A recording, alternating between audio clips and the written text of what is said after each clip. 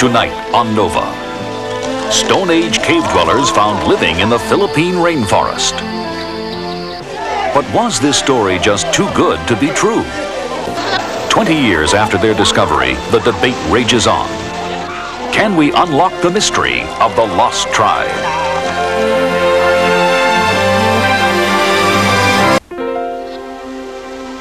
It sounds like something out of a Jules Verne novel.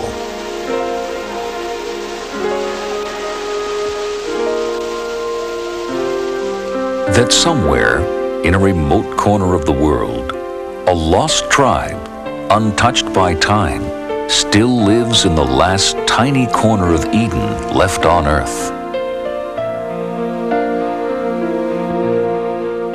Imagine the excitement when 20 years ago, that tribe was discovered. The Tasaday, 26 men, women, and children living the life of Stone Age cavemen, unaware that there were any other human beings on the planet. Were the Tasaday really the people that time forgot?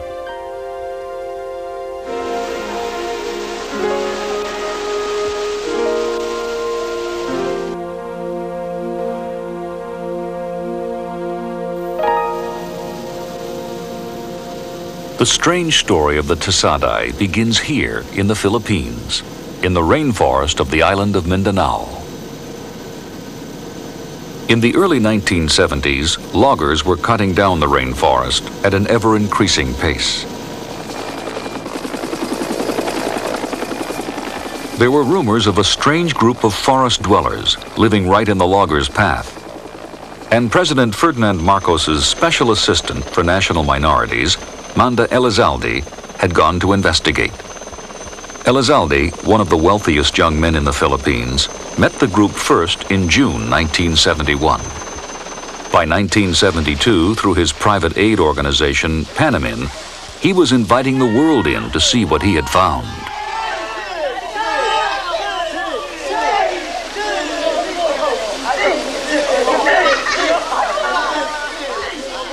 The tribe called Elizalde Diwata, God.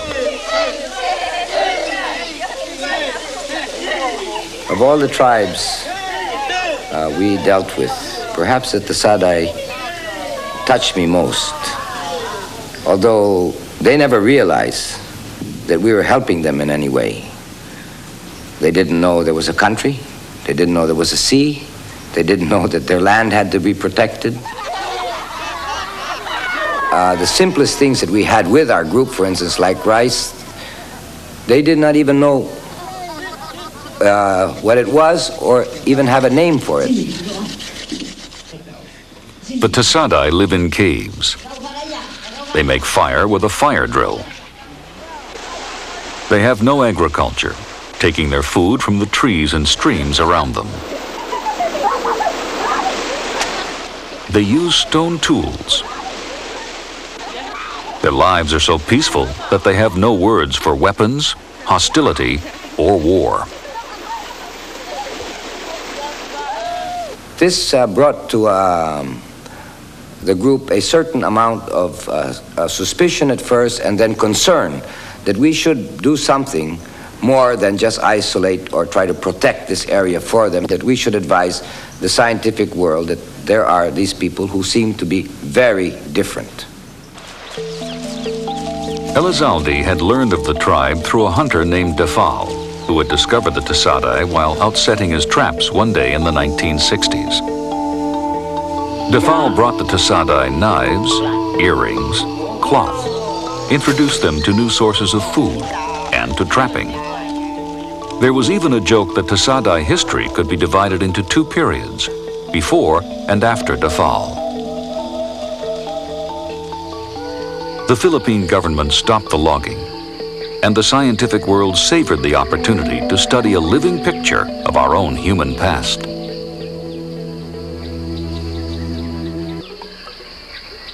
That's what made the Tasaday so fascinating. In their perfect isolation, they seem to present man in his pristine state. And they couldn't have come along at a better time, as anthropologist Alan Barnard explains. In the 1960s, I think the notion of the primitive hunter-gatherer was more important than it is to us today.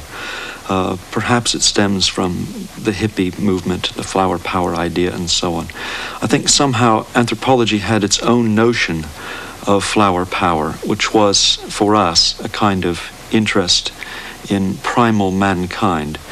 People thought the Tasaday were the primal people, were somehow more original, more true, purer in spirit, perhaps because they were out of contact, it was said, with other groups. The Tasaday became instant celebrities. National Geographic magazine devoted 32 pages to the Stone Age men of Mindanao, reporting that stripped of civilization, the tribe lived as equals, and that it seemed that one Tasaday man needed to work only 2 hours a day to supply enough food for his family. For their peaceful and affectionate nature, the tribe became known as the Gentle Tasaday. 1 month later, NBC News correspondent Jack Reynolds introduced the tribe to a national television audience. There are a few words in the Tasaday language that you should know because you'll be hearing them during the course of the program. The first word is chi, which means wow, oh boy, holy smokes. Chi. Oh. The second word is oho, which is affirmative. It means that's right, that's correct, yes sir. And the other word is kakai, which means friend. Kakai lobo, kakai lolo. The other word is mafian, which means beautiful, good, all things nice. Mafian. Mafian. Kakai lolo, mafian. She. The image of the Tasaday was firmly fixed.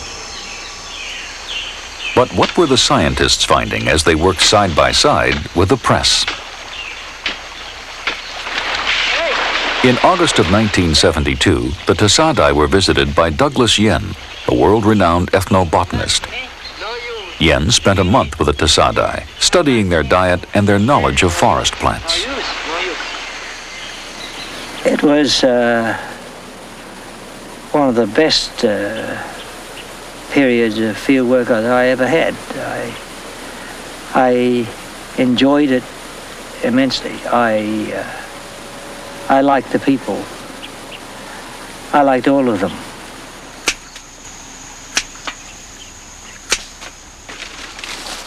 Professor Yen's work is to describe the unique ways that different cultures use and cultivate the plants around them. When all plant uses, medicine, food, and products from rope to soap are taken into account, a distinct portrait of a culture emerges. The hug. Do they use it for anything? Here, Yen demonstrates his method. This is used for medicine. Which part? Because people take their plants with them when they migrate, the skilled ethnobotanist can connect even far-flung communities through a study of plant use and diet.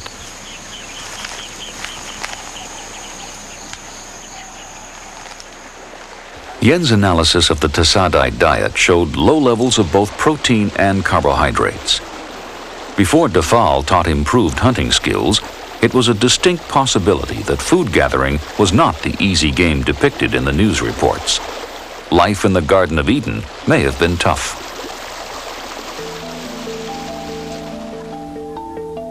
Next, Yen looked for signs of isolation.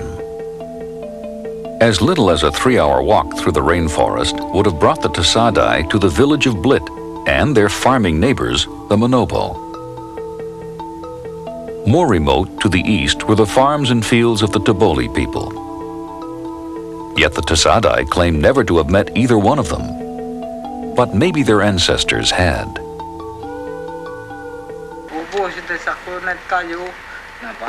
When he first met the Tasaday, Elizalde reported that communication was the biggest problem. Even his translators had trouble understanding them. But to the linguists and later to neighboring tribesmen, it was clear that Tasaday was a language in the Manobo family. In fact, as much as 80% of the Tasaday vocabulary was identical with one Manobo language. That meant contact, as Doug Yen's work had suggested. The Tasaday must have split off at some point from the Manobo farming community. The Tasaday weren't originally cavemen at all, it seemed, but they had become them. Further details might come from the anthropologists. But the late Robert Fox, the anthropologist who organized the research, was only able to meet the Tasaday 3 times, and never at the caves.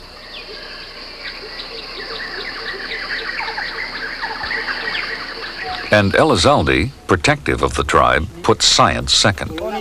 He placed limits on access to the Tasaday, and even tried to forbid certain questions that he thought touched on sensitive issues.